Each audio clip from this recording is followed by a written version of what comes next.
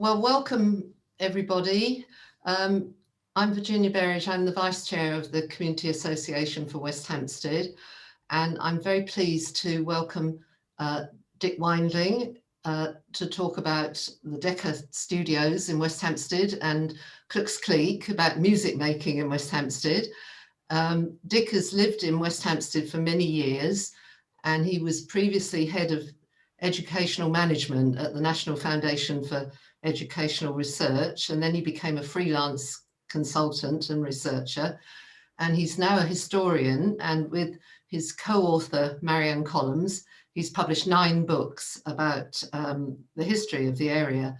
And Marianne and Dick are currently producing 2 books for the Camden History Society. The first one is called The Streets and Characters of West Hampstead and Cricklewood, which is coming out later this year, and a companion book, The Streets and Characters of Kilburn and South Hampstead, is going to appear early next year.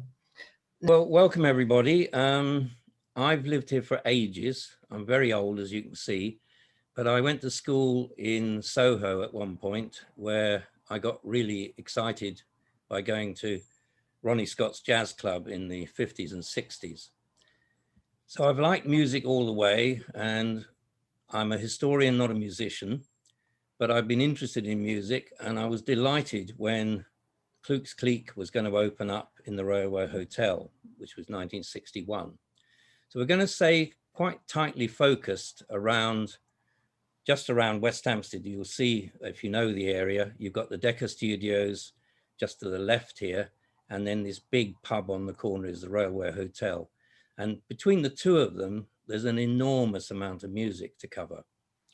So what I'm going to do is talk about both of them, and then I'm going to end with an introduction to some music maps that I produced with a colleague. And also, if you don't know about it, I'll tell you about our history blog, which is all sorts of stories there.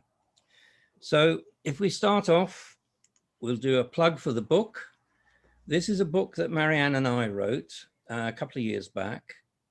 I was concerned that there were loads of books about the EMI Abbey Road studios. There weren't any. There was no single book about Decca Studios, nothing at all. And I also wanted to write about Klooks. I went to Klooks when it opened in 61, and I tried to find the guys who ran it. I knew who they were, but I couldn't find them. It took me 4 years to find the guy had gone into Wales. He'd kind of retired from London and he was living in the country in Wales, but I found him. And eventually he was really helpful. And I'll tell you who about all the guys, but he arrived on my doorstep holding this vast box. And he said, I've been up in the attic and you might find these useful. And my goodness, they were useful. And I'll tell you a bit more about that and when we get into the Klooks part. The Decca side was much harder. They shut down in 1980 and we couldn't find their records at all. There was no archive, nothing, everything had gone. They chucked a load of things out. When the E&O moved in, there was a skip outside and lots of the Decca material was literally thrown into a skip. And it also proved difficult to track people down. They'd all scattered. So the Decca's part, the first half of the book is about Decca. I'm going to be honest and say I think the second half about Klooks is a much better and more interesting read. So much so that the back of the book, if you're a real nerd and you want to look things up, the back of the book has got everybody that played at Klooks. Hundreds and hundreds of people, when they played and who they were. They're all in the appendix at the back. So it's an interesting book in that sense. So what we've got is Decca Studios were here in Broadhurst Gardens from 1937 to about 1981. And next door, as I said, is the pub. And that's been there for a while. And Klooks was run on the first floor of the pub. When Klooks closed, there's a gap, and then it becomes the Moonlight Club in slightly different part of the pub. And I haven't gone into detail about much of the Moonlight, mainly because I couldn't find the guy who ran it. He's just disappeared. So the book ends with a little bit about the Moonlight, but not a lot. So don't get too excited if you're into the kind of punk era. There's not a lot of it in there. So we're going to start with what is originally West Hampstead Town Hall. If you didn't know we had a town hall, there it is on the left. Now, it's not an ordinary town hall. It's not a civic town hall. It was built by a local butcher and property developer, and he opened it in 1888, and it's for private functions. So basically you could hire it for, you know, birthday parties, Christmas parties, bar mitzvahs, anything, dances and whatever.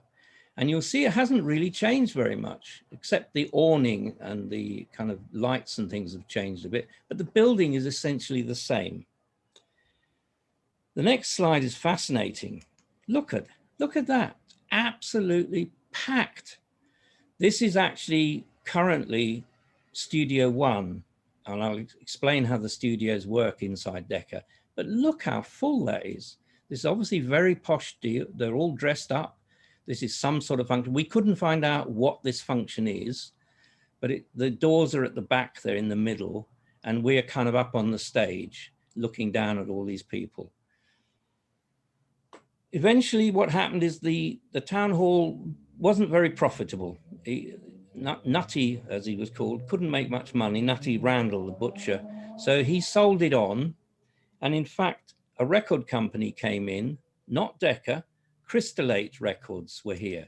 And Crystallate made records for all sorts of other people. So here's a Crystallate record for Rex Records, and it's Gracie Fields. You might even know the song, Red Sails in the Sunset. It's a very famous song.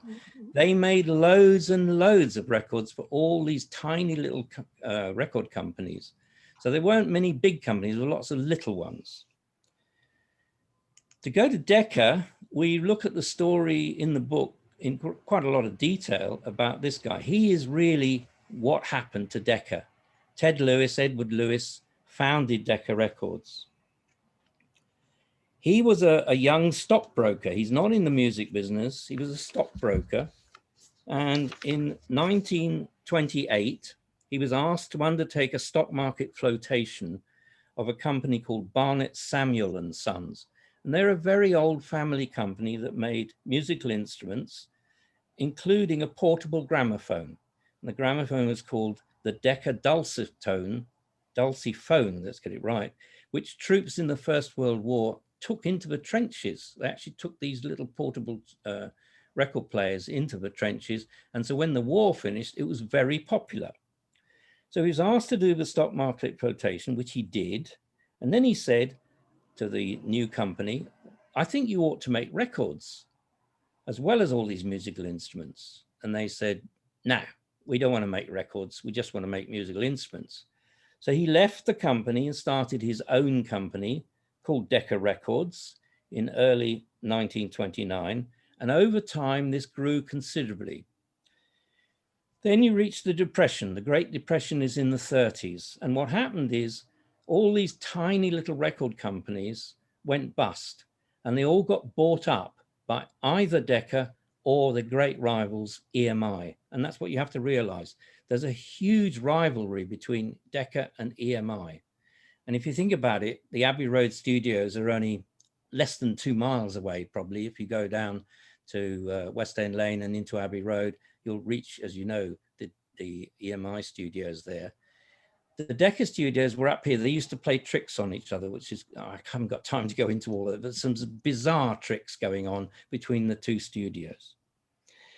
So Ted Lewis, as I say, buys Crystallate, and he decides that he's going to move his studio. They had other studios in town, but they weren't very convenient because you had to do things like they're on kind of 4 floors. You had to hoist grand pianos up on lifts, on forklifts and things to try and get them up there.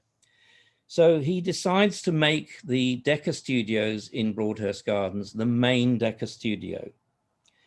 When he dies in January 1980, Decca is sold to Polyogram, and then it's part of Universal Music, which I think it currently still is. We found it very difficult to get any help from them at all.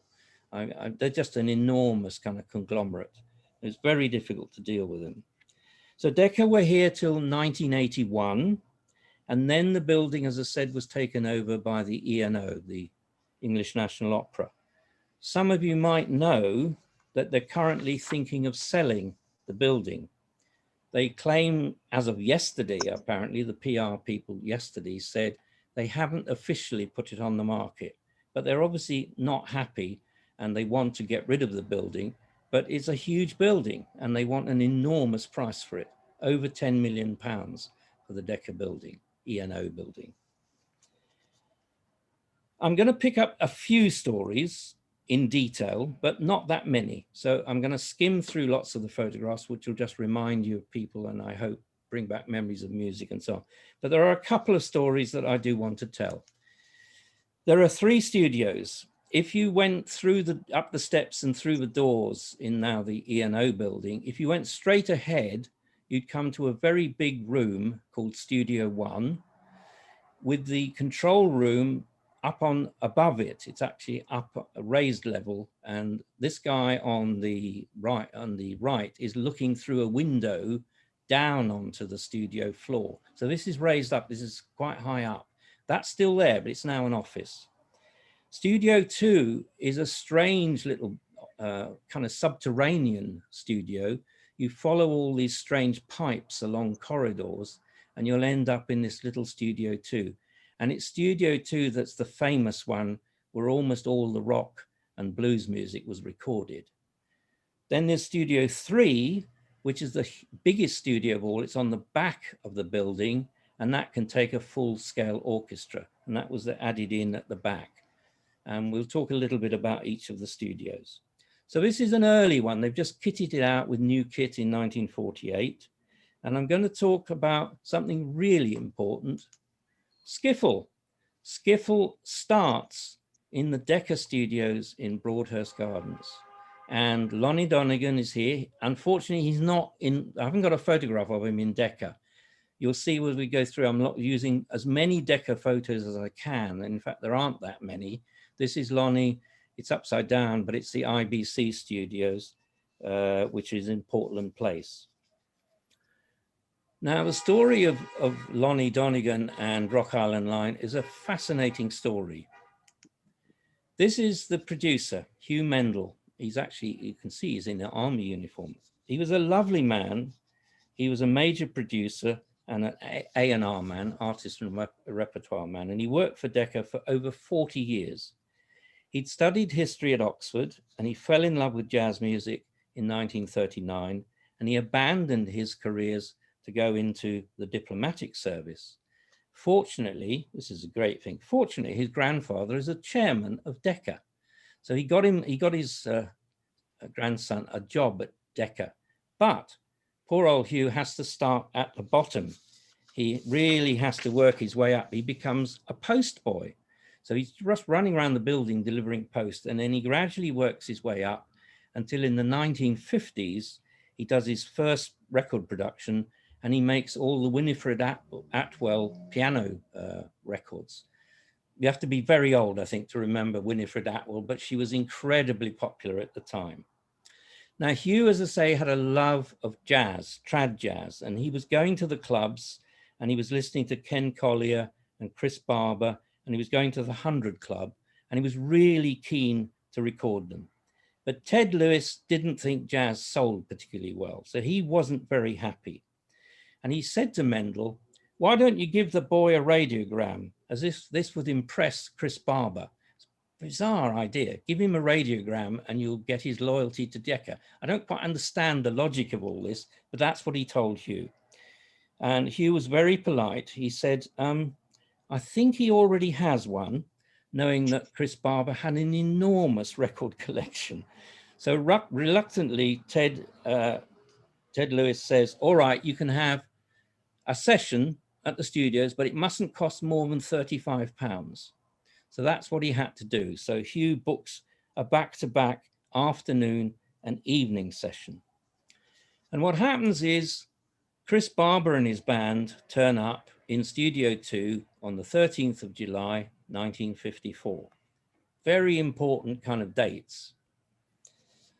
So they come in, and Hugh is the producer and Arthur Lilly is the engineer. Arthur Lilly is a very famous Decca engineer who was there for years. But they work through the afternoon, and by the time of the evening, they've only recorded 5 tracks for the album. So Mendel sends the band to the Railway Hotel next door. So they have a drink and they return and they jam a track, which they call Merry Down Rag, after the cider that they've been drinking in the pub. Mendel points out, we still haven't got enough tracks. We need a couple more. It's now 9:30 and some of the band have actually gone home. At this point, Lonnie Donegan says, well, shall we do some skiffle? Chris Barber phones Beryl Bryden. Beryl is a renowned jazz singer. She lives in Clifton Gardens, just off Maida Vale, and he asks her to get in a car and bring her washboard up to the studios. Donegan is going to sing and play acoustic guitar. Chris Barber is going to play upright bass, the old string bass, and Beryl's going to play the washboard. At this point, Hugh says to Chris Barber, I don't want to be unkind, but you're a trombone player, not a bass player. And Chris replied, I've had a few lessons from a classical bass player, and I think I can get by. In fact, he'd been playing bass when they break down into the skiffle group for years. So they record Rock Island Line and John Henry in a few takes, and it's finished by 10 o'clock. Later, Lonnie Donegan embellishes the story, saying Mendel didn't really want to record the tracks and they did it while he had a tea break. That's not true. Lonnie is a great storyteller and he's added lots and lots of detail, which is patently a lie. So we've now made the album, the New Orleans Joys.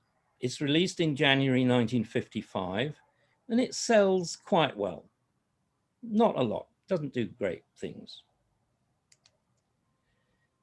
In October 1955, the American film Blackboard Jungle comes out, Sidney Poitier and Glenn Ford, and it shows teenagers jiving to Rock Around the Clock. Bill Haley's Rock Around the Clock is the soundtrack to the Blackboard Jungle. And this is the film, if you remember, when it shows in Britain, people jump up, rip out the seats and start jiving to try and get in the aisles and things.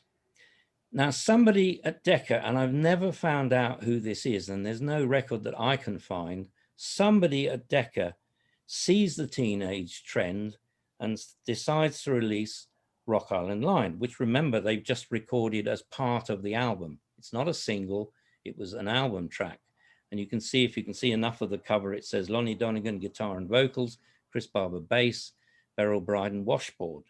So they release it. Maybe it's because it's got the word rock in it. I genuinely don't know why they ever released it, but somebody had the bright idea, let's release it as a single. It begins to climb the charts, and by January 1956, thousands of teenagers have started to form skiffle bands all over the country, including the Quarrymen with John Lennon, Paul McCartney, George Harrison, etc. Now, following the success of Rock Island Line, Lonnie and Chris Barber fell out. Lonnie just got, well, be blunt, too big for his boots if you listen to some people, and he called himself the King of Skiffle. And he did a few more songs, as you know, Does Your Chewing Gum Lose Its Flavor on the Bedpost Overnight, My Old Man's a Dustman, and so on and so on. And he went over to America, and he was quite popular in America. But the split with Chris Barber was quite painful for all concerned. Chris probably never forgave him. I think it's really painful. There's a plaque being unveiled. Some of you may know this. This is a photograph, as you say, you can see in July 2019. The guy holding the cloth is Lonnie's son, Peter, and he's about to pull down the unveiling and reveal a plaque to Lonnie Donegan to commemorate the record. You can also see in the white is Jim Carter, and there's various other worthies and a big crowd in the audience here watching. Now, We're going to move famously to the Beatles. I mean, everybody knows that the Beatles, Decca turned down the Beatles. That's what they're told. Have a look at this picture. It's an interesting one because it's the Beatles in 62. So you recognize most people there, but that's not Ringo, is it, on drums? Because if you know the history, that's Pete Best. So Pete Best is there and Ringo replaces him about 8 months later. But this is the original band that are going to go into Decca on the 1st of January, 1962. It's New Year's Day, 62. Now, the backstory is quite interesting. Brian Epstein, their manager, had record shops in Liverpool, and he had a meeting with the marketing people at Decca. And they told Dick Rowe, the A&R manager, about the Beatles, and he sends his assistant, Mike Smith, to Liverpool to see the Beatles playing at the Cavern. So Brian Epstein took Mike Smith to see the group on the 13th of December, 61. Mike Smith is very impressed with the performance in the Cavern, and he arranges with Decca that they should come on the 1st of January for an audition. So that's all set up. Now, what you have to remember is back in 1962, New Year's Day is not a holiday. It's not a public holiday, but Dick Rowe was away and he left it to Mike Smith to organize the session. Again, the backstory is interesting. Brian Epstein travels down to London by train, but John Lennon, Paul McCartney, George Harrison, and Pete Best have to pile into a van with all their equipment and drive down the previous day. The weather is appalling. It's freezing, there's fog, there's snow. The journey took 10 hours instead of the anticipated 4 hours. They get lost, and eventually they turn up in a small hotel called the Royal Hotel in Woburn Place at about 10 o'clock at night. This is New Year's Eve. And like all young men, what do? They want to go to drink their way out of Trafalgar Square. Pete Best recalled what happened. Before we left, he said, Brian Epstein read us the Riot Act before we went down to London. You know, you be good little boys, you mustn't be out at 10 o'clock. But there we were with everyone else in the middle of Trafalgar Square, drunk as skunks, and we were late getting to the Decca Studios the next day. Brian was there before us. He was livid. He tore us off a strip, left, right, and center. John said, Brian, shut up. We're here for the audition. At 11 o'clock, they were scheduled to do they were setting up, but Mike Smith hadn't arrived. Mike Smith had got stuck in the snow and was over an hour late, and Epstein was very annoyed. Once they're all set up, they play in the next couple of hours, they do 15 songs, mainly cover versions, and there's only 3 Lennon-McCartney originals, Like Dreamers Do, Hello Little Girl, and Love of the Loved. Epstein had persuaded them basically to do the kind of broad spectrum that they did at the Cavern. But the songs include Besame Mucho, which was a very popular song at the time, The Sheik of Araby, Money, Till There Was You, and so on. So it's a very strange set. Later, Lennon and McCartney said they wanted to do more rock numbers, but they went with what Brian Epstein told them. Of course, they were also not at their best. They'd had a long journey down and been drinking heavily the night before and just turned up in the studio and performed. Epstein thought the audition went very well, and he treated the boys to a meal at a restaurant in Swiss Cottage. I've never been able to find out which of the restaurants it is, by the way, but it was recommended by Mike Smith. So they've done the session, and now we get to his Mike Smith. Actually, well, this is in Studio 1. That's the one I said to you up the top. Here's Dick Rowe. Now, Dick Rowe is being blamed as the man who turned the Beatles down. What happened was, after numerous phone calls, Brian Epstein's invited to lunch with Dick Rowe and the head of marketing on the 6th of February. So it's over a month after the recordings. He was told that Decca had decided not to sign the Beatles. And in his autobiography, Epstein says he couldn't believe his ears. He said, "You must be out of your tiny little minds. These boys are going to explode. I am completely confident that one day they'll be bigger than Elvis Presley. He said that Dick Rowe told him, not to mince words, Mr. Epstein, we don't like your boys' sound. Your boys are never going to get off the ground. We know where we're talking about. Guitar groups are on the way out. You should stick to selling records in Liverpool. Now, Dick Rowe vehemently denies that he ever said that. He just said Epstein was so annoyed that they turned them down that he made it all up. So it's written a couple of years after the audition, and there's no one left alive, if you think about it, to know what happened at that meeting. Dick Rowe was really important. He started at Decca in the 50s, and he went on to sign people like the Moody Blues, the Zombies, Them with Van Morrison, the Small Faces, Lulu, Tom Jones, and so on. Despite all his success, he's still remembered as the man who turned down the Beatles. But as I come on, you'll see that's actually not fair. He didn't make that decision. It's Mike Smith who made the decision. Andrew Oldham, who's the manager of the Rolling Stones, he points out that everybody turned the Beatles down. Everybody that heard the Decca tape audition didn't sign them. So Epstein contacted Columbia, Oriole, Philips, Pi, and lots of other companies. Nobody wanted to sign them. Epstein left the Decca meeting and he had these tapes in big Decca boxes. And a couple of days later, he saw a man called Bob Boast, who was the manager of the very large HMV shop. If you remember I don't know if it's still there, the HMV shop in Oxford Street. Epstein and Bob Boast had met at a seminar in Hamburg, and they were quite friendly. And Boast said, look, you can't go around with those boxes of Decca written all over them. Why don't you go upstairs? We've got a studio upstairs, and you can get the tapes made to disc. And that's going to look much better when you go around record companies. Instead of having big Decca boxes putting people off, you can make them into discs. The disc cutter upstairs was a man called Jim Foy, and he was very impressed that Lennon and McCartney had written 3 tracks. You've got to remember, bands didn't write their own music at this time. That's what A&R men were for, the artists and repertoires. They put songwriters with the artists, and that's how the record industry worked. But here's Lennon and McCartney writing their own material. Very unusual.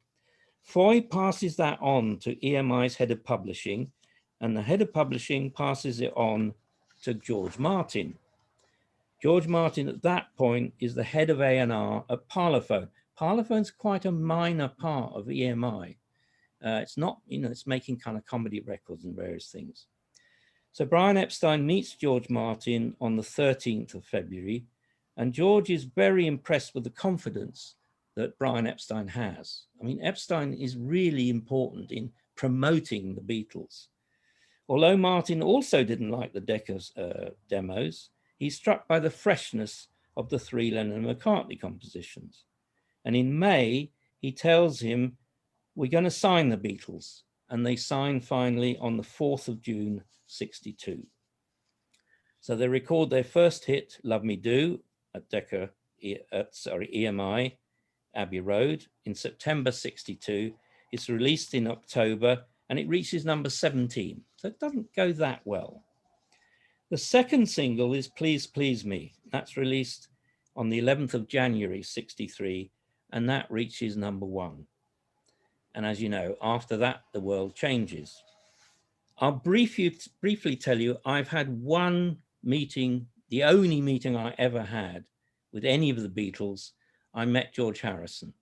I was going down with a friend of mine who was in a band, and we were going down the Charing Cross Road, and we're looking in the music shops, and this guy that was with us looks through the window and says, oh, that's George Harrison in there. And we say, who's George Harrison? Oh, he's with this new band. They're called the Beatles. They're quite good. So we went into the shop, and George is sitting there with a big Gretsch guitar, and he's playing a piece of Bach. And I said to him, that's the Chet Atkins arrangement, isn't it? And he said, oh, you like Chet Atkins? So we said, yeah, we love Chet Atkins. So he said, yeah, I think he's great. He says, this is wonderful, I come in here and I can try out all these guitars. And when I've got one I like, I can take it away and I play it for a week, and then I bring it back and I give it back to the shop, and I can take another one out. And this is before, obviously, they're famous. They've just, I think, made Please Please Me. But he was a lovely guy, and we talked to him for about an hour, at which point these kind of heavies arrive in a limo and say, George, come on, you got to come to the Savoy. Come on out with us. So he goes, oh, sorry, guys, I've got to leave you. But he was a lovely man, very modest, wonderful guitarist, and we just talked music for about an hour. If you listen, you can listen to the original. I think you should. I think people ought to listen to those audition tracks. They are on YouTube. You can, they kind of went on and off, but as far as I know, I looked recently, they are on YouTube. If you put Beatles Decca audition, you'll hear them for yourself. You need to make up your own mind. Most critics think that it's very hard to appreciate their potential from what you hear. They don't perform well, and the unique talent doesn't come over. The original tapes were sold at auction to a Japanese collector. How about this? £35,000 for those original tapes. Now we're going back because on that same day, the 1st of January 1962, in the afternoon, another band audition at Decca. Oh, there's they did release it at one point on Apple Records.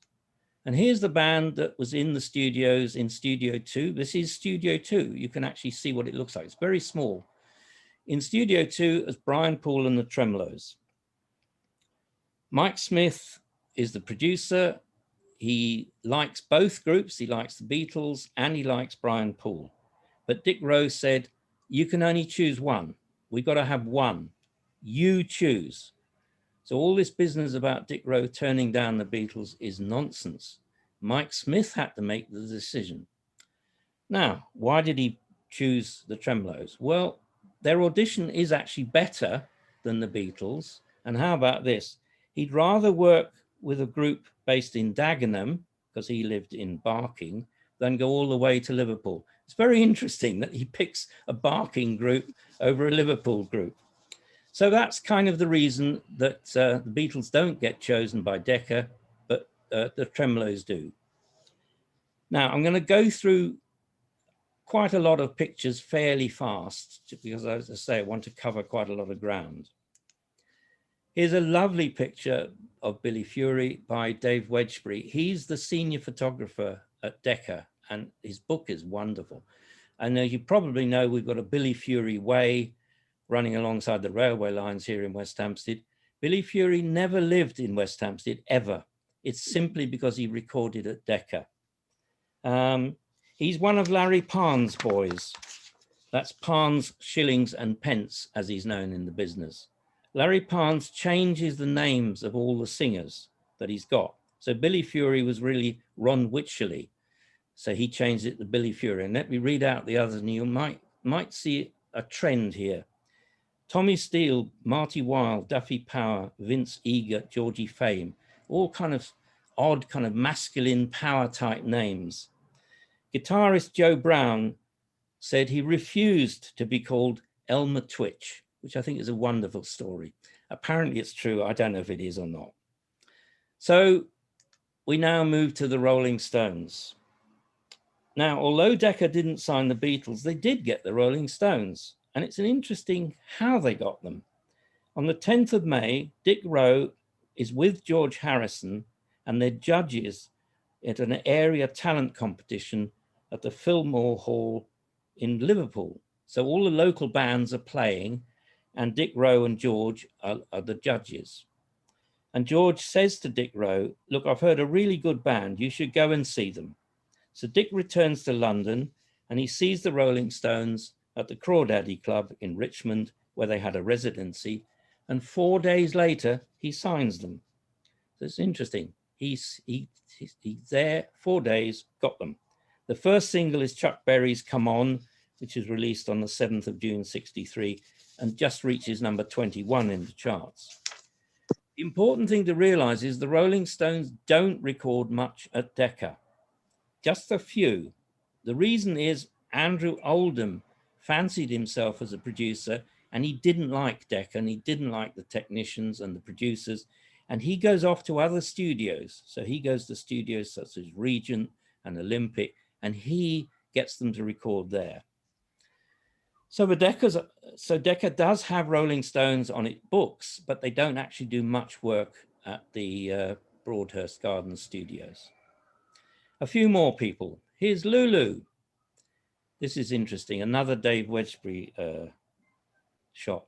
Now, when they come down from Scotland to do the audition, they come down in 1964, and the engineer on the session is Derek Vernals, who I got to know quite well. He'll come up again in a minute. He's a Decca engineer.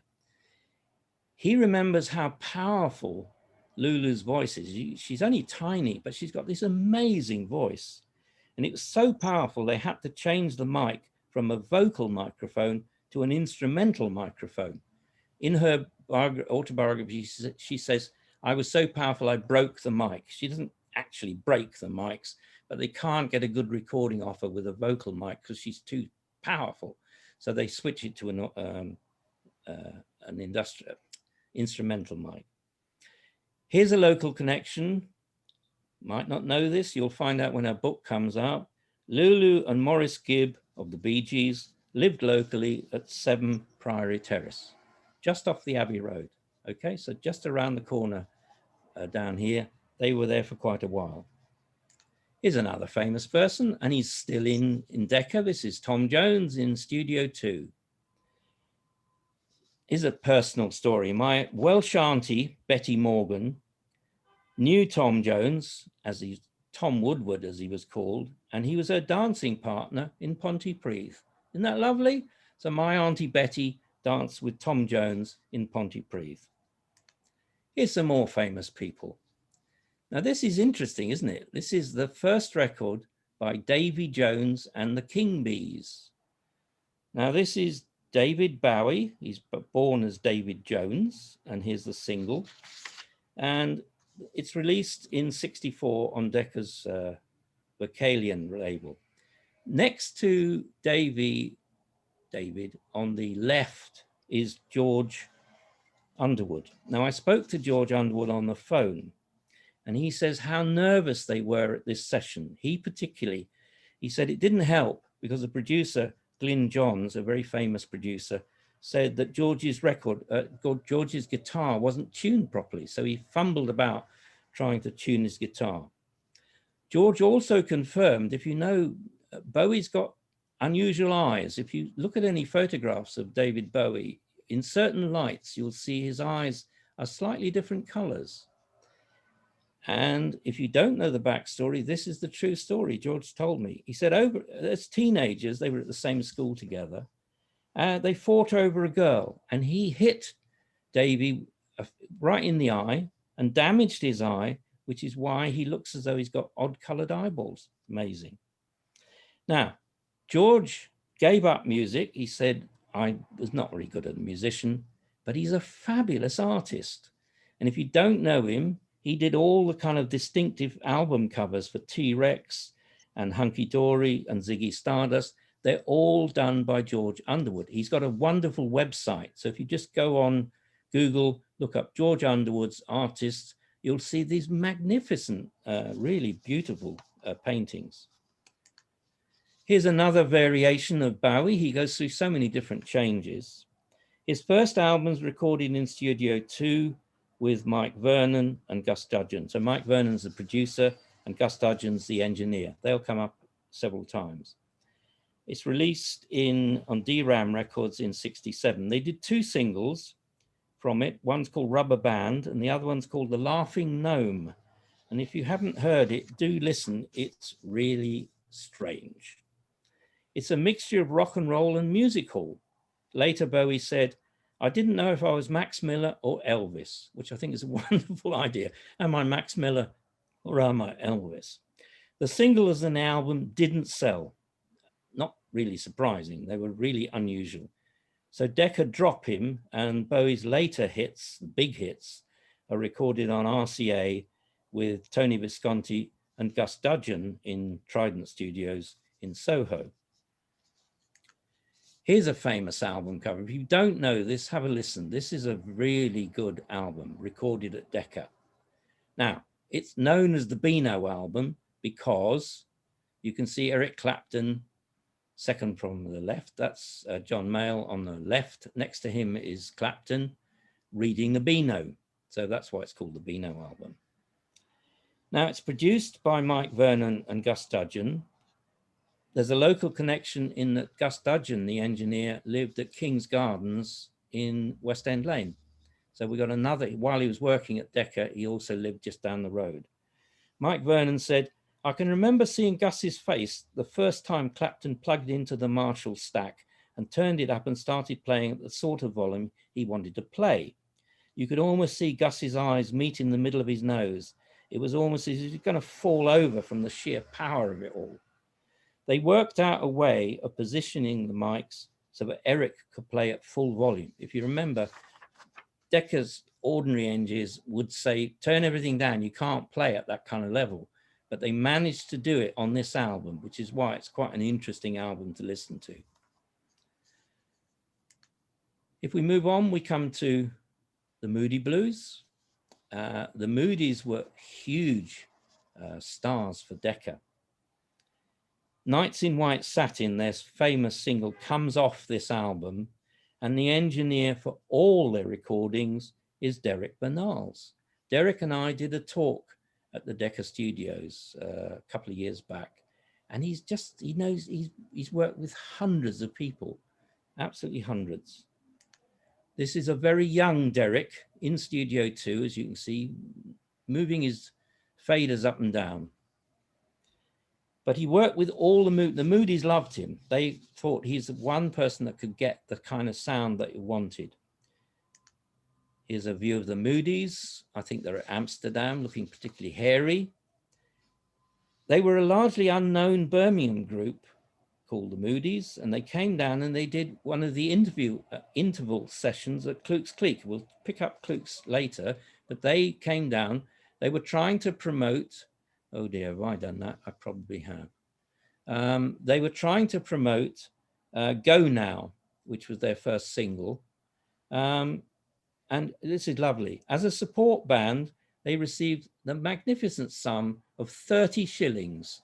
I think it's wonderful. 30 shillings is all they got. Looks like I've wrecked the thing by some sort of tracing has gone across.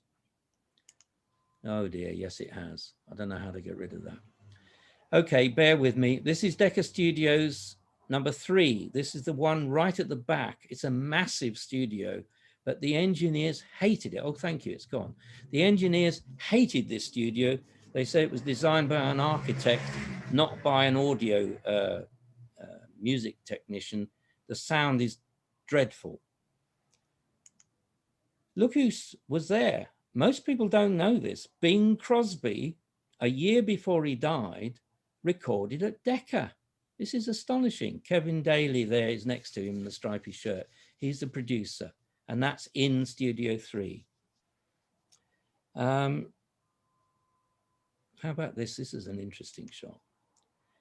This is Bing coming out the back. It's into the Muse. So he's come out of Studio 3, which kind of is behind this, and he's shaking hands with Ted Lewis. Okay, so Ted Lewis is there, and the limo has just arrived. And what is happening is that Anne Marie Rivers, Anne, lived at that time in the Muse, and she looked out of her window and she couldn't believe it. She said, God, that's Bing Crosby. So she ran down, she picked up something. She was in the Bing Crosby fan club when she was a young girl, and she had a letter from the Bing Crosby fan club. And she ran down and said, would you please sign it? And he was absolutely sweet and lovely, and he signed it, and he said, you know, talked to her about all of this. And what I can't believe is Anne's husband doesn't do a picture of her with Bing. He does a picture of Bing with Ted Lewis. Very bizarre. But it's a lovely photo, which Anne's given me permission to use. And there it is. Now we're going to leave Decca and we're going to go next door. So we're not moving far. In fact, if you know about it, Decca and the Railway Hotel actually adjoin each other. So here's the railway on the corner, and Klooks is held on that first floor. So if you think about the bar is on the ground floor, if you go up on the first floor, you can get into where Klooks was held. The entrance was in Broadhurst Gardens, the side entrance. You'd go in there and up some back stairs and you'd come up to Klooks. Now, Klooks starts as a jazz club.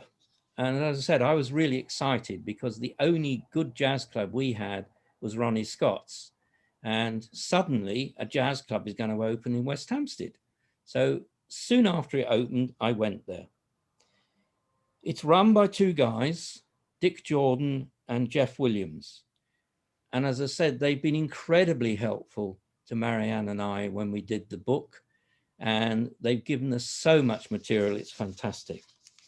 Here's the opening night. It's, you can see, John West Group. They're not a very famous band, but Don Randell was a very good saxophonist, probably the best saxophonist at the time. And if you look, you got a private bar, a free cloakroom, and a catchy atmosphere. That's Dick being very funny. There's a lot of humor. If you read the book, there's all sorts of funny stuff in there. Dick is a very funny guy, and they're such an odd couple. They grew up in St. John's Wood. They met at Barrow Hill School as kids, primary school. Dick goes on to work in the music industry and the film industry. Jeff actually is a very serious guy and works in the civil service and eventually gets into overseas development. And they couldn't be more different, but they were a fabulous, fabulous pair. Now, this is going to show you where the name Klooks Kleek comes from, because everyone said, how do you get that name, Klooks Kleek? It's a very strange name. Now, if you're a jazz fan, you might know that a guy called Kenny Clarke is nicknamed Klook. So here's an album. This is a real album. It's called Klooks Kleek with a C. And what happened is Dick Jordan thought about this and he wanted a name for his club. And he was reading a book about George Eastman of Kodak fame. And George Eastman said, the letter K really stands out from other letters. If you put a K up, it'll stand out from everything else. So Dick thought, man, that's a good idea. I'll have 4 Ks. So he had Klooks Kleek, and he made the 4 Ks. Here's an actual picture of them. You've got wonderfully louche kind of guys in the 60s. On the left is Jeff, that's Jeff Williams, and with the glasses, that's Dick Jordan. They're at a rally for the company that Dick works at.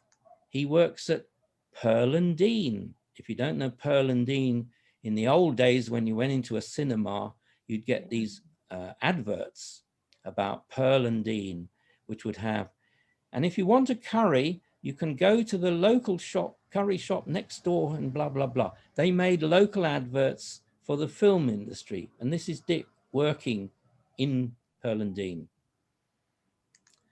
They had a very distinctive membership card, this little jazz player. It was a shilling membership. You had to join, but it's a shilling for life. You got life membership for 1 shilling and you got a card. And they had, I don't know, 50,000 members or something in the end. You had to pay an entrance fee as well, depending who the band was. But I thought that's wonderful. If any of you got a Klooks Kleek membership card, it's probably worth a lot of money, and you should hold on to it rather than sell it on eBay. Now it starts with jazz. This is, if you don't know jazz, this is Ronnie Scott on the left and Tubby Hayes on the right. Probably the best of their generation sax players. Ronnie was absolutely fabulous sax player, but he also ran his club in Soho. What you don't know, I'm pretty sure, is that Ronnie Scott and his French photographer girlfriend, Fran Vanette, lived in West Hampstead at one point. How about that? Ronnie Scott lived at 36 Sarr Road from 1979 to 1981. I've been on the phone to Fran. She's a photographer and artist in the middle of France. It's quite a tragic story because what happens, it's towards the end when Ronnie has all sorts of teeth problems. He goes to a dentist, gets his teeth fixed, but it ruins the embouchure and he can't play and sound like he used to, and he commits suicide. It's a tragic story. The link to Klooks is very interesting because Ronnie was really kind to Dick Jordan, and all these big American jazz stars that Ronnie was booking into Klooks, into Ronnie Scott's in Soho, could play a first session in West Hampstead. So they could come out to West Hampstead, play a session at Klooks Kleek, and then get a taxi or go on the underground to do the first. In Ronnie's, the first session is always about 11 o'clock at night. And then there's another session about 2 or 3 in the morning. If you haven't ever been to Ronnie's in the good old days, it was a superb club. It's all changed hands now, all a bit strange, but the original clubs were fabulous. Now, who did they have at Klooks Kleek? Well, they had, in addition to jazz people, they had Stevie Wonder. How about that? This is little Stevie Wonder, as he was called at the time, playing his harmonica. And as you know, he's about 15, I think, when he comes. He comes to, and he plays at Klooks Kleek. They were really worried about him falling off the stage because the stage is not a stage. They don't have a stage at Klooks. It's a load of kind of crates kind of held together. There's no stage. It was just a load of kind of orange boxes. So they're really worried about Stevie falling off, but he didn't. He played drums, he played a harmonica, and he was really good. I didn't see him. I missed him, I'm afraid. But to tell you how rickety the stage was, I spoke to John Heisman. John Heisman's a fabulous drummer, has just died recently, in fact, with Colosseum. And he was one of these guys that had a double drum kit. And he had this double drum kit on this rickety old kind of Klooks Kleek stage. And when he started thrashing all these drums, the drums started moving in different directions. And all the roadies had to rush in and try and anchor the drums down while John is playing at full blast. So it was kind of a wonderful makeshift setup at Klooks, and it had a real great club atmosphere. This is 10 years after. Now, if you don't know TYA, 10 years after, try and listen to this album. This is called Undead. It's recorded live at Klooks by cables running out of Klooks over the roof into the Decca Studios, down into the mixer. They did that a couple of times. This is actually a photograph of them in Klooks. They're playing. They're an astonishing band, kind of from Nottingham, but with phenomenal musicians. And they really became big at Woodstock. If you can get the clip of them playing at Woodstock, it's great. The drummer is Rick Lee. The guitarist is Alvin Lee. And the important thing is they're not related. They're not brothers. They both just happen to be called Lee. I've spoken to Rick Lee, and he's just produced a kind of autobiography of the band, which is available, came out about 6 months ago. Very interesting, all about where they played. So that's one of the things that were recorded live at Klooks. Another band, very popular, Zoot Money, that's Zoot on the right. He played fabulous live sessions at Klooks, really great. And we had a reunion at the Railway with Dick Jordan and Jeff, and Zoot came to that reunion. Here's some more famous bands. At Klooks again, Georgie Fame, very popular. Don't know how many times, you'd have to look in the book for how many times he played there. And here's Eric Clapton playing with George Mayall. Now, this is a lovely photo which was given to me by a guy called Paul Soper. It's never really been shown before, but isn't it interesting they have to have a uniform? Eric doesn't last very long with John Mayall. All sorts of band members go through John Mayall very quickly because he's a very hard taskmaster. And there are all sorts of stories that I haven't really got time to tell you. If you don't know Graham Bond, please listen to Graham Bond. This is probably one of the first supergroups to form. Graham is playing organ. He also plays sax sometimes, and he sings. This is at Klooks. Now, there's a lovely story about Graham. He's playing a B3 Hammond, and his manager said, well, I think you're going to go places, so I'm going to pay for you to get a new Hammond organ. So Graham goes down to Boozy and Hawkes in Regent Street. Now, they're the biggest suppliers of organs to churches. So it's full of kind of church musicians. And Graham goes in and says, you know, can I set up? And they say, yeah. So he goes to this B3 organ, he turns it up to full volume, and he starts playing something called Wade in the Water, which, look up Graham Bond, Wade in the Water. It's fabulous. The salesman in his suit rushes over and tells Graham, stop, get out. You can't do that here. And Graham said, but I want to buy an organ. I've got the money. I want to buy, get out. And he's dismissed from Boozy and Hawkes. And I don't know if he ever did buy the organ from Boozy and Hawkes or not, but it's a great thing.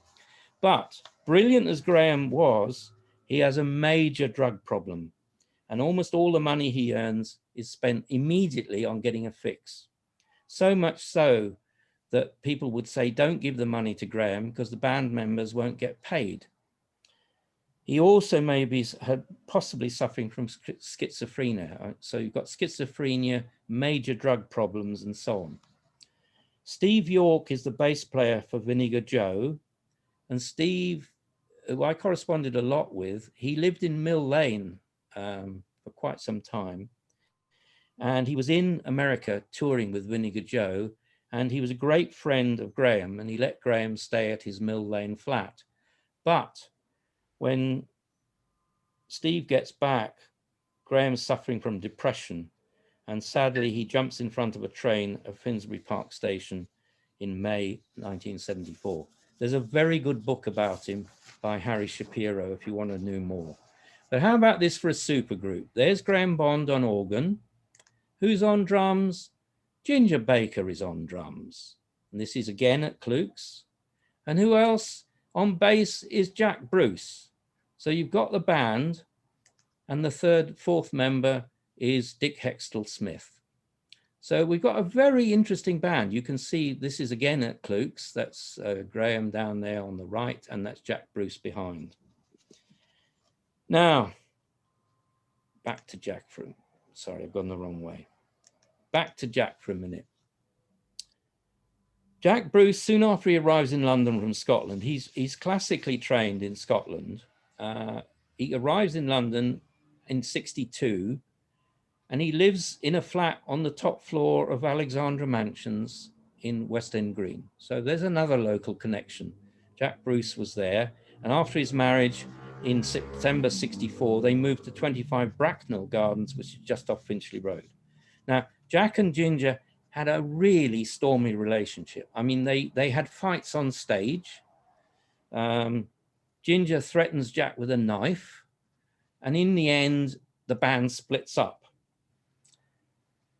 Eric leaves John Mayall and with Ginger wants to form a band. And Eric said, look, I want to form a band, but I want Jack to be on bass. And you have this problem of Ginger having to accept Eric's suggestion that Jack should be on bass. Reluctantly, the three of them get together in '66. They go to Ginger's house, which is in Hendon, 154 Braemar Avenue in Hendon, and Cream is formed. They get on really well, and they actually play their first London gig. They play up in Manchester and the Reading Festival, but their first London gig is at Klooks Kleek on the 2nd of August, '66. Here's Dick, a fabulous sax player. Again, local connection. He lived in Gondar Gardens. He lived in Gondar Gardens for many years. He's with Blues Incorporated, John Mayall, Graham Bond, John Heisman, Coliseum, Big Chief. He died December 2004. You might recognize this person. Jimmy was never booked to play at Klooks, but he did play once. So it's just one night Jimmy is there. the 17th of October, 1967.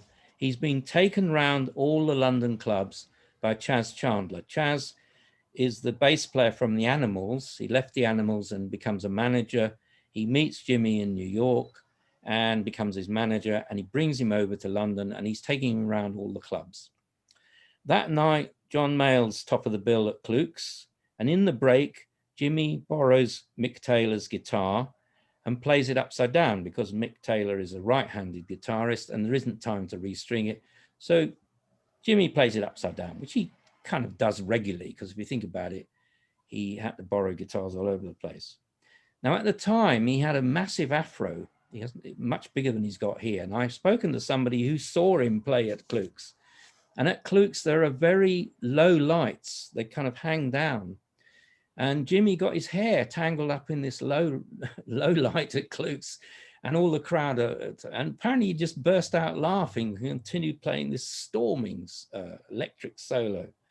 So it's a great gig. And people who were there clearly remember it. I think a lot of people who were never there still remember it and pretend they were there the night that he played. Now, here's the groups that didn't play at Klooks. The first one is interesting because if you see, there's some BBC documentaries and there's also stuff in books that says the Who played at the Railway Hotel. Well, they did, but it's the Railway Hotel Harrow. It's not the Railway Hotel West Hampstead. So they never played here at Klooks, nor did these others. Yardbirds, Rolling Stones, Animals, Beatles. Animals used to come in when they were playing around. They regularly come into Klooks, and so would lots of other musicians. Lots of musicians from Decca, they'd see who was on at Klooks, and after their session at Decca, they'd pop in. These are the groups who did play, which is pretty good, isn't it? Led Zeppelin, Cream, Fleetwood Mac, Elton John, Deep Purple, etc., etc., etc. I told you the back of the book has got the appendix. When Dick Jordan arrived on my doorstep, one of the things he gave me, he said, he came in and he put this big box down and he got this thing out and he said, you might be interested in this. And I said, well, what is it, Dick? And it's a kind of folder. And he said, it's my bookings book. And I said, what do you mean? What is it? Well, everybody I've ever booked is in here. I said, what do you mean, everybody? He said, yeah. So I scanned the book and I sent it to Jeff Williams, and Jeff went through all the scans and produced the appendix that's at the back with lots of notes. It's all, the back of the book appendix is written by Jeff, and there's lots of kind of interesting jokes in there. But you will find in there every band that's ever played at Klooks Kleek, how many times they played, what dates they played, whether they played interval, whether they played the lead, and so on. Fabulous. Right, we're back for the Moonlight. Now, the Moonlight wasn't held on the first floor. It's kind of held at the ground floor at the back, the bit going behind down into Broadhurst Gardens. Now, I haven't written much about this because, as I say, it was run by a guy called Dave Kitson from 1977 to 93. So it had quite a long life, and it was right through the punk period. The trouble is I can't find Dave Kitson, and looks like nobody else can either. People are looking for him. He formed several record companies and they're looking for him, but nobody knows where he is. So it's a bit of a mystery, but all sorts of people played there. If you look about halfway down, if you can read it, you'll see U2 played there. U2 played on their first English gig. They did a quick tour of England. There's also a lot of other interesting names on there, some of whom you know and some you will never know. They're kind of lots of unusual bands. This is what they looked like. Here's a young U2. Isn't it amazing? This is what they were when they were playing at Klooks. All recognizable, I hope, but very young. Who else played there? Well, Adam and the Ants played there. They were big at the Moonlight, and this is one of their posters. Adam came from St. John's Wood, actually. His mother was a dinner lady in Barrow Hill. And my daughter went to Barrow Hill at one point. Who else played there? The Specials, good picture of them. It's off the record cover. There's a live recording of them. The Stone Roses played their first gig. They were supporting Pete Townsend at an anti-heroin benefit, April '84. PJ Harvey played her first London gig, and so on. Lots of people played there. Now, I'm going to end there. I'm going to just introduce you to a couple of other things. With the help of a guy called Adrian Hindle Briscoe, I produced some interactive maps. It took me about 4 or 5 years. Having done the Klooks and Decca book, I realized that an awful lot of musicians lived in the kind of northwest area of London. So I collected all this information, but I didn't know what to do with it. And just by chance, I met this guy, Adrian, who lives around here. And I said I'd got all this material and I didn't know what to do. It'd be good if I could put it on a map. And he said, I can do that. I said, what do you mean you can do that? He said, well, if you give me all the stuff, I can make it go on a map. So he's done all the technical background to this. So if you want to find it and it's free, just go on it. It's the thing to do, it's on a website called Not Just Camden. So that's the key thing to remember, Not Just Camden. There are 2 maps on there. One is about music businesses, so that's studios, record companies, shops. The second one is about the musicians, managers, and so on. And I'm covering the area from about Finchley Road, right through West Hampstead, through Kilburn, through Willesden, out to Kentish Rise and that sort of area. So it's a big swathe of northwest London, but it's not the whole of northwest London. When I did a session with Robert Elms on his radio show about a year or 2 back when we produced this, and he said, oh, are you not covering Camden Town? So I said, well, no, Robert, it took me 4 years just to do this bit. If I kind of covered Camden Town, it would probably take me another 5 years to do that bit. So no, I haven't covered Camden Town. I'm awfully sorry. Now, how the map works is interesting. There's lots of different ways into it. At the top, you can see, you can either go on the map and just click on points on the map. And so if you want to do it by the streets where you live, you can zoom up and down, and you can actually go down to house level by zooming down. So look for your street and look for these pins, and you can click. And what will happen is a pop-up box will come up on the right-hand side telling you who that person is. It's a little bit clunky, and sometimes you have to click inside the map to make things go away. There's also an index. So if you want to find some person, you can go to the index and click on the alphabetical index, and that will pop up on the map. So here's an example. I've just given you an example. Joan Armour Trading. Joan Armour Trading lived at Cholmondeley Gardens. Again, some people know that, some people don't. But this would give you it. So you'd go there, you'd click on that spot, Joan Armour Trading will pop up, and here's some text about her, and so on. So I think it's, bizarrely, there's nothing like it. I've never seen anything like it. You spent hours looking at this. It's just fun. So go on it, have a look. It goes all the way out to kind of Willesden and Harlesden and so on. Here's the history blog. Again, if you don't know this, if you just type into Google Kilburn, West Hampstead, and if you put Blogspot, it'll probably find it. There are over 100 stories here. Again, it's free. You can click and read as much or as little as you like. You'll see the 3rd one down. These were in order. I think that's currently the 4th one. Lily Langtry. We did a piece looking at whether Lily Langtry ever lived in South Hampstead. We believe she didn't live in South Hampstead, and you have to go to the stories to find out why. But that got picked up by the CNJ, and then the Times picked it up, which was interesting. And I had to do a broadcast to Radio Jersey at about 7 o'clock in the morning. But they thought it was wonderful, and that was fun. That's the lot. I'm finished. Thank you very much, Dick. That was wonderful. Yes, so many groups that many of us remember. Okay, have you got time to answer some questions? I've allowed everyone to unmute themselves. Have we got any questions? Everyone's saying it's fascinating. Bob Wooten is, Bob, do you want to ask your own question? You can unmute yourself. I just wondered, is it possible for anybody to actually get inside the Decca studio building and have a look around? And have you been actually inside there recently and had a look around? Right, the answer is I haven't been in recently. I have been in before COVID.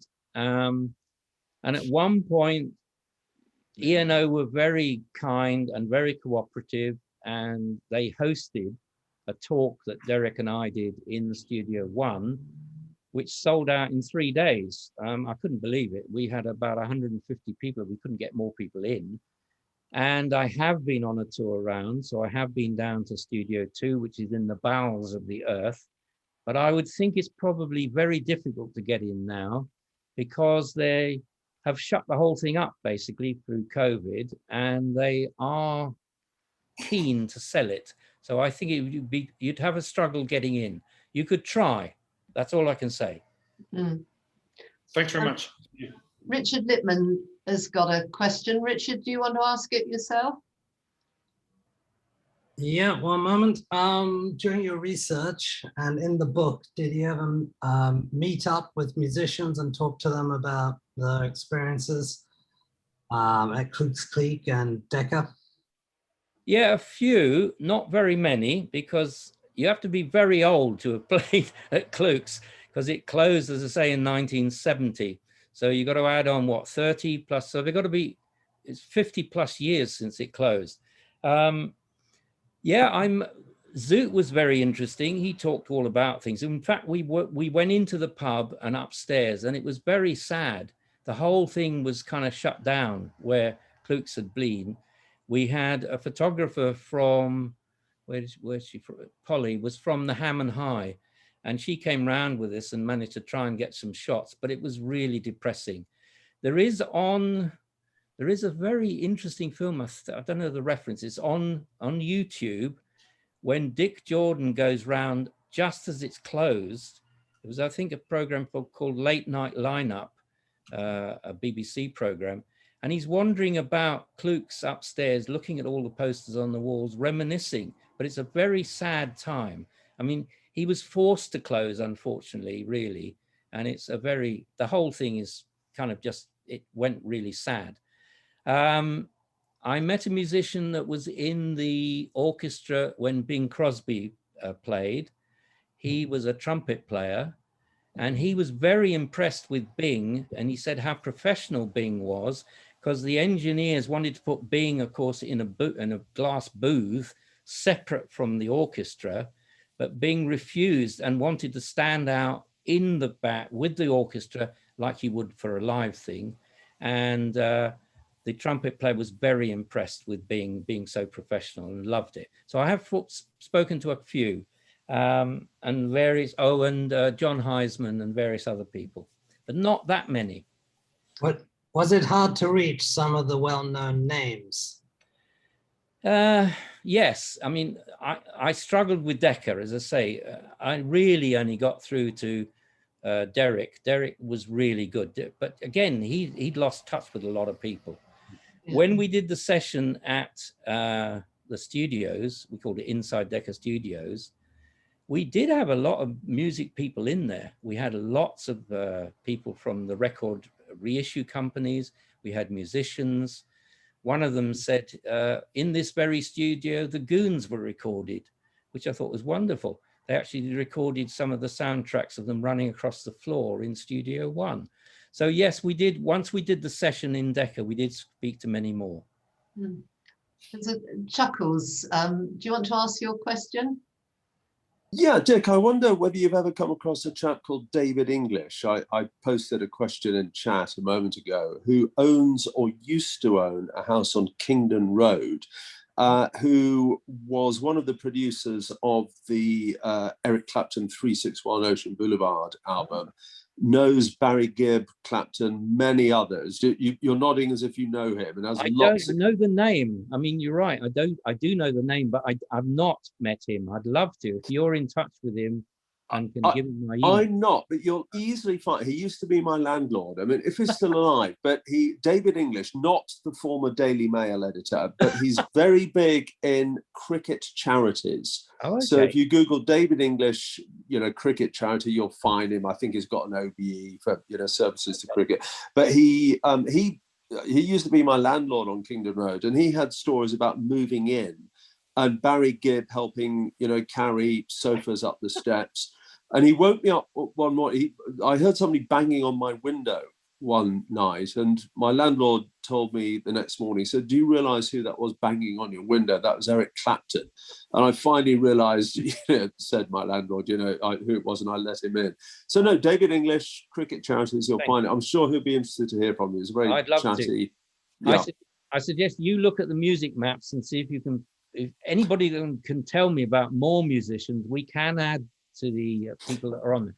We've got 250 musicians on those maps at the moment. Can you believe that? 250 in Northwest London. And we've also got 150 music studios, shops, record companies, and so on. So it's really a rich source. But do look, and please email me. There's a link there to get back to me to tell me new people that we've forgotten or didn't know about. Are you aware? You probably are, but you know the story about Annabella Lewin of Bow Wow Wow, and you do. Okay, in the Shamrock. She's on there. Good. All right, just checking. Now, Richard Porter, you got a question to ask? Hello, Dick. Hi, yes. Richard. Hello. How are you? I'm fine. You probably Good. your head in that shot. Yes, I did with Peter Donegan. I was going to say that Peter Donegan recorded an album in the former Decca Studios only about 3 years ago. Probably the last music recording to be made there, I would think. Fantastic. That's only recently in the same room. Of course, his dad did Rock Island Line. It's in studio, in the same room. Wonderful. It's a kind of country. I think he does Rock Island Line on the album as well. And I saw him do Rock Island Line in the studio a few years ago. I got video of it as well, which is cool. Oh, that's great. That's really good. And the question was actually, has the building been listed yet? No, and it's not going to be listed. It's interesting. No. It can't be listed because it's never really been a public building. The only listing you'd ever have is historical interest, and yet that's a struggle. I don't think it's going to be listed. I think it's going to struggle. So we don't really know what E&O are going to do. Right. And will it just disappear? And it isn't listed, and so it's not protected in any way, which is quite sad. They managed to list, Abbey Road, of course. Of course, that was listed, but not. Decca has always played kind of second fiddle, I'm afraid. Pardon the pun. To the Abbey Road, and that's why I did the book. Right. Yes. Sharon, do you want to make your comment? You've got a comment in the chat about this. Yeah, it's not a question, it is a comment, but I guess, a lot of us are quite surprised by just how much fame has worked and lived here, and we don't really have that many blue plaques. So I think maybe we should just get busy and start requesting them. Absolutely. No, I think you're right. We've got some amazing, very small number of blue plaques. You're absolutely right. And it's not just people who've passed through, it's people who've actually been part of our community. So I'm in a road where sadly she only lived here for a few years when she was first born, and probably not even more than 2. So Dusty Springfield was born locally and lived in my road. Yeah. The Dusty Springfield thing is, Dusty is very interesting. In one of her things, she says she grew up in West Hampstead, but all the research I've done, I don't think she did. Yeah. Because her birth certificate, her dad recorded her birth. It looks like they'd already moved out of Sumatra and gone to Maida Vale. So it's a big, we want her as one of our own, and she is on the map because she was born in Fordwich, in the nursing home in Fordwich Road. And her brother, clearly elder brother, lived in Sumatra for some time. but I don't think she lived there very long, if ever. She may have gone straight from the nursing home to the flats in Maida Vale. But that's an interesting one. But Well, you are right. Joan Armour Trading is a trailblazer. So if we can't claim Dusty, we should definitely claim Joan. Thanks. Okay. Sue and David Richards, you want to ask a question? You're muted at the moment. Are we there? Yeah, you're there. Yeah, I just wanted to say I've got a record in my hand, Tony Kinsey Quartet. I was more interested in the modern jazz side of things, and I've got it recorded. It was called a Jazz at the Flamingo session. Of course, the Flamingo used to be a great jazz club in the early days, in the 50s.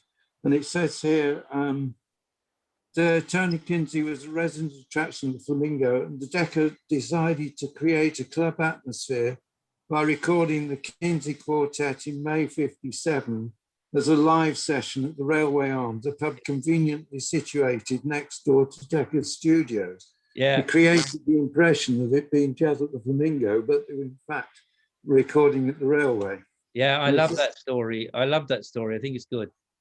Dick Jordan went to, the reason he went there is George Melly had done some recordings from the Railway Hotel, and Dick Jordan wanted a place. He originally found a place in near Lord's, but he ran it there for a little while, and then he was told that's going to close, it's going to be knocked down, there's going to be a big hotel built.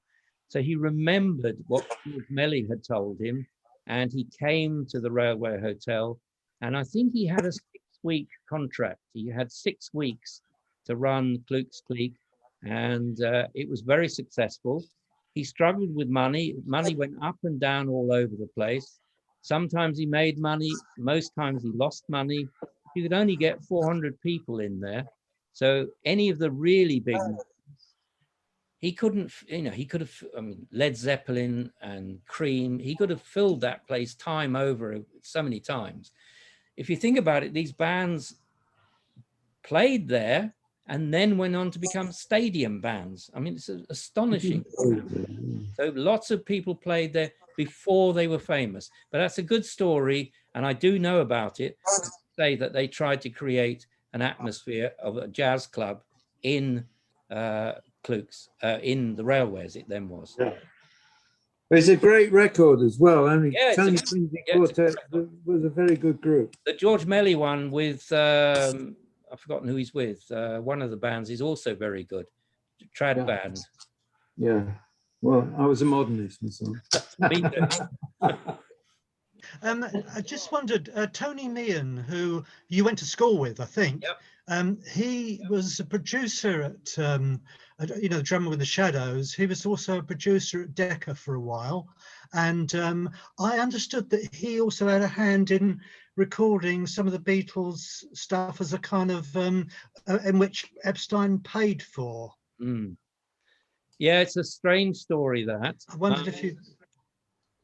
John and Paul really disliked Tony from those sessions. By the way, I've since met Tony's son. Well, go back.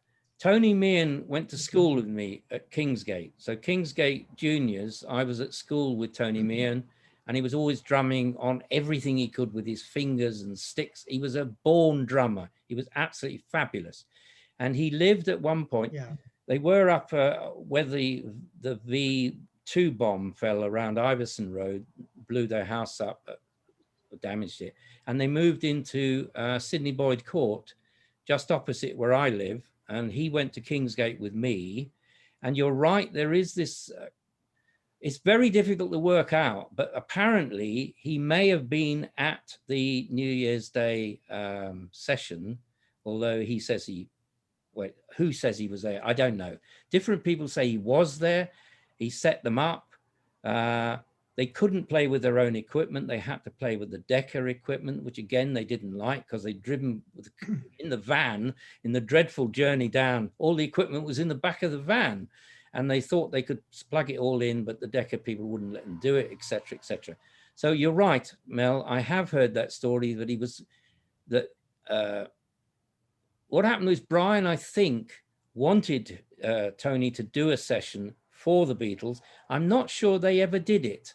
It's very difficult. Yeah, Richard is shaking his head. I agree with you, Richard Porter. I think when you look at some of the people who really looked in depth at the Beatles stuff, they didn't record that session with him. Am I right, Richard? You're right. I think what happened was that it was kind of the stop from Decca. You go and see Tony Meehan. Yeah. And Brian Epstein have to pay for the recordings and didn't want to do that. So it basically got turned down and it didn't happen. Yeah. So Mel, it was talked about, but it didn't actually happen. Thank you very much indeed, Dick. I think it's been a wonderful talk, and the level of interest and the questions you've been asked, I think, show that. So thank you very much indeed. And I hope everyone will go out and buy your book now. Yeah, the book is still available, surprisingly. Yeah, I think they've got it in West End Lane Books. Yeah, have a look in West End Lane Books if you're local. Otherwise, you can get it. We'd have loved an index to be at the back. It hasn't got an index, which makes it quite hard going. But, you know, if you're a real fan, look at the appendix and work your way through that. That'll keep you going for quite a while. Yeah. Thank you very much. I'm glad you enjoyed it. There's lots to talk about. And please look at the maps and let me know if you can tell me any other musicians that I've forgotten to put on there. I should have said, of course, Decca has a huge classical repertoire, which I daren't touch. I just wanted to stay with popular music, but they've got an enormous classical back catalogue, if you think about it. Yeah. Thanks very much, everybody. Hope you enjoyed it. Thank you.